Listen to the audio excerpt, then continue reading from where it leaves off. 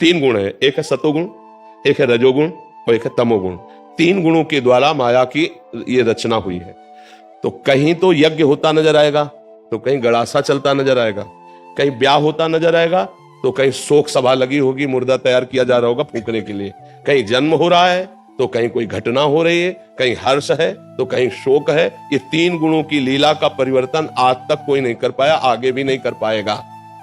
पक्का ये बात समझ लीजिए, ये त्रिगुणात्मिका माया है, इसमें ये होता ही रहेगा।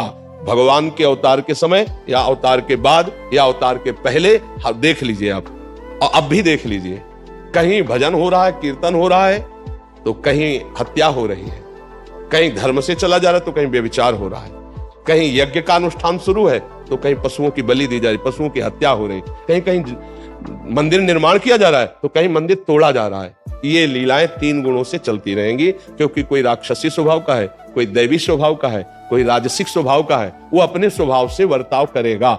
हम राक्षसी स्वभाव को भजन के द्वारा बदलने की चेष्टा करेंगे, पर हम नाश नहीं कर सकते। नाश करना हमारा स्वभाव नहीं है, बस ध्यान रखना, ये भगवान का पावर होता है।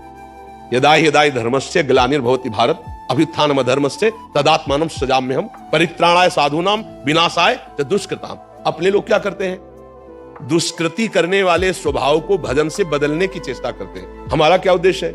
हम पिट जाएंगे और भजन के बल से तुम्हारी बुद्धि को शुद्ध करने की चेष्टा करेंगे। बस दुख होगा हमको, जब अधर्म हो रहा है उसे देखकर दुख होगा, और उसकी निवृत्ति के लिए हम अपने को कसेंगे, हम भूख प्यास सहकर भजन करेंगे और उस धर्म को पुष्ट करने की चेष्टा करेंगे। लेकिन जो अधर्म कर रहे हैं हम उनको नष्ट नहीं कर सकते, क्योंकि ये हमारी सामर्थ्य के बाहर की बात है।